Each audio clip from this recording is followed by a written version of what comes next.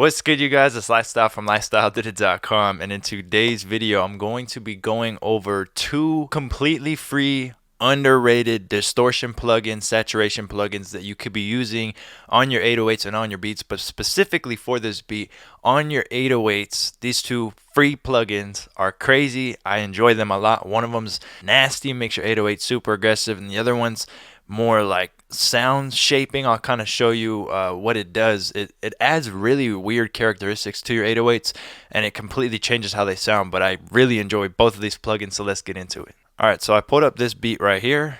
Let you guys hear it real fast.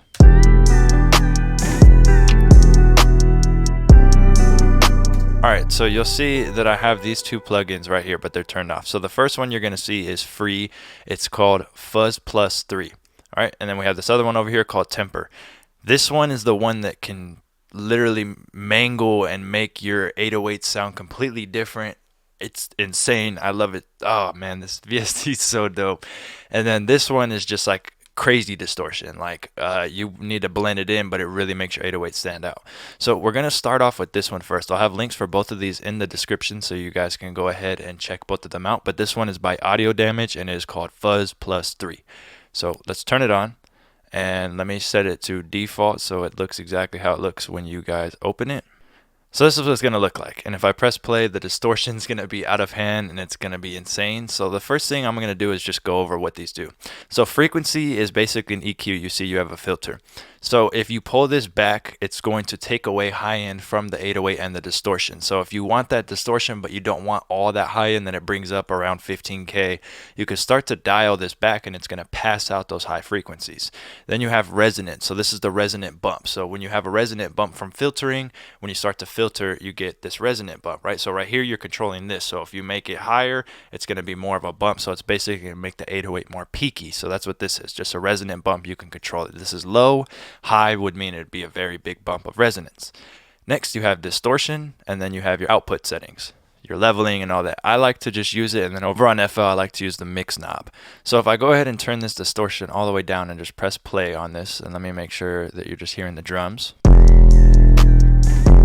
can already hear that it's crazy. So we're going to turn down this resonance, right? It's adding obviously a lot of volume, so we're going to cut down the volume a little bit so we can get it to like a normal state. So if we start to add in distortion,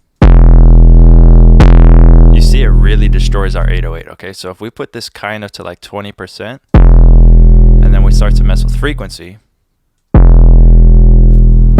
don't have all that fuzz at the top. I don't personally want that, so I'm going to dial this back. I just want that mid-range aggression on this 808.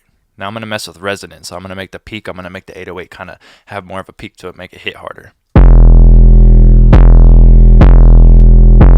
So you hear how you can really hear it having that punch, that aggression. Okay, I'm going to dial this back a little bit more. So you can kind of mess with these knobs and get what you want to do out of it. You can go crazy and turn this all the way up. It's going to be loud.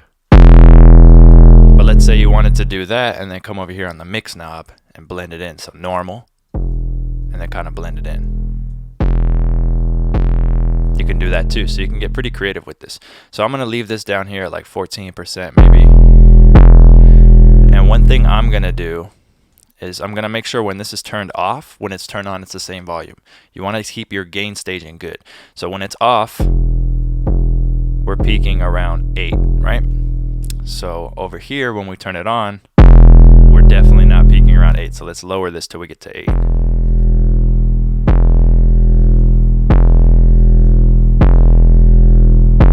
Okay, now we're at 8.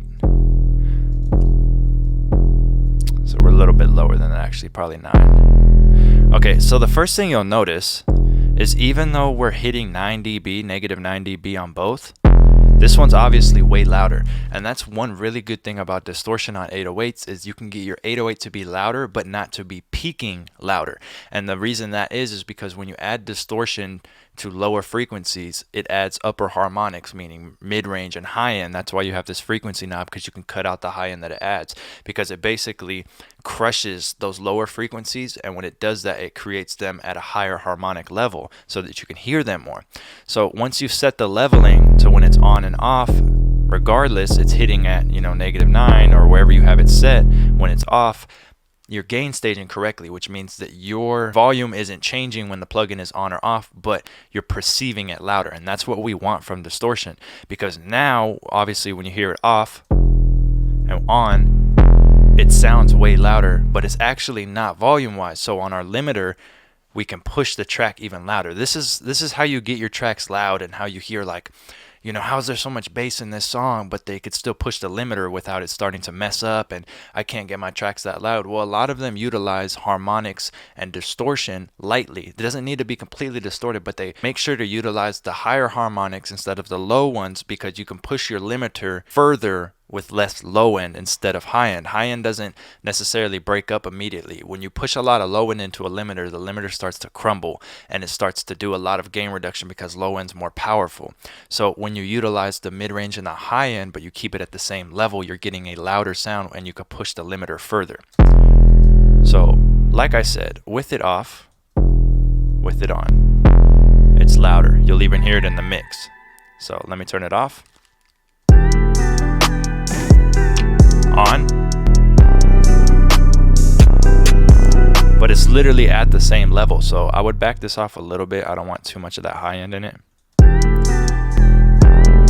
but you see what I'm saying? It's the same exact level volume wise, but it's louder in the mix. So that's one of them. Next, we're gonna go to temper. Now temper is a little crazy. It's gonna look kind of confusing, and right when you load it, you're gonna hear that your 808 doesn't have bass. I'm gonna show you guys how to use this. I've only messed with it for a little while, so I know what all the parameters do, but it's a very interesting plugin. So I'm gonna show you guys just off the bat. If you just put it straight on, you're gonna hear that you're gonna lose a lot of that low end. All right, so if we solo it, you hear the low end's kind of gone, right? So again, you have cutoff. We'll just go step by step. And this one's cool because it gives you, you know, a visual that you could look at. So obviously cutoff is meaning it's getting rid of the high end from there. You're not having too much of that upper harmonics, so you can do a cutoff. It's just like rolling off high end on an EQ. Then you have resonance, same thing we explained last time, the peak. And it visually shows it. You'll see this get bigger. You're getting more peak, right? And then you have curve. Now curve's kind of cool. Pay attention to right here. If I turn this down, if you pay attention to here, if I turn it up, you see that curve that it's adding? So before and then after. It adds this curve of middle frequencies. So when you add curve, you're adding more mid-range. Instead of it kind of going like this, it's kind of going like this now. So, you know, the other way it was kind of going at a downward slope, and then you add curve and it kind of starts to keep these mid-range frequencies. So you'll see, once again, just pay close attention, you'll hear it too. It's adding this nice little bell curve. So if you want more of that lower mid-range, you can mess with curve. Next you have drive. Obviously drive's how much you're going to push it, how much you're going to get out of it. It gets a little wild like I told you. And then saturation. How much do you want to saturate it? So like I said, you can get real creative with this, and I like to just blend it in because like I said, for whatever reason, it does cut out a lot of the low end. So what I like to do is get a nice tone. I don't even listen to the low end. I just get like this really nice tone out of this, and then I go over here and I blend it in so I can have my low end of my 808 but that nice tone. So I'm going to mess around with this a little bit, get something cool, and then I'll show you guys how I blend it in.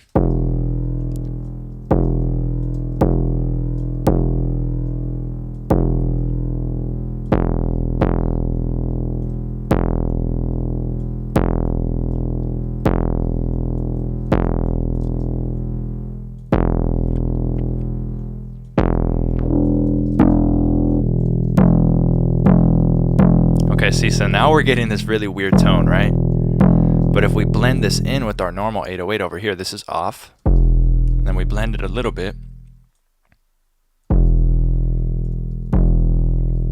We're getting this really weird tone. So I'm gonna back this off over here. I'm gonna go with something more like this. And then like I said, all I'm gonna do is turn it all the way off. And I'm gonna kind of blend it in a tiny bit.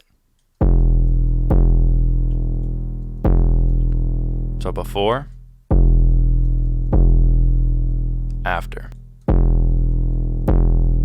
these two plugins together, they do two different types of things, but for free plugins, I really like them. FuzzPlus is kind of my go-to for free distortion.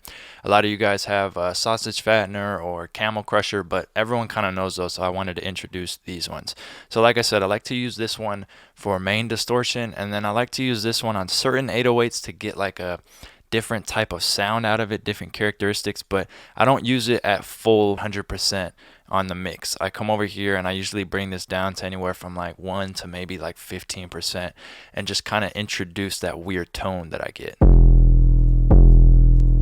Just kind of emphasize it. I use it more as like a transient shaper to kind of get more emphasis out of my transient on my 808s. I don't necessarily use it fully like I'm using this one over here. So with these two plugins, I think you can create some pretty cool stuff with your 808s for free. You don't have to spend anything to get these. I will have links in the description down below of where you can get both of these for free. I think one of them you have to create an account. Just make an account's not going to charge you anything, and it just has you check out. They basically just want your email to give you newsletters. So whatever email you want to put, it'll give you the link after. So just go ahead and do that and you'll get both of these for free. All right, thank you guys so much for watching. I hope you enjoyed this video. If you did, leave a thumbs up. You guys can follow me on all social medias at Lifestyle Did It. Make sure to hit my site lifestyledidit.com for everything else. Drop a comment down below what you thought of these VSTs, and if you have another cool free one that people might not know about, go ahead and leave that down there too. Other than that, subscribe to your boy, push notifications. Thanks.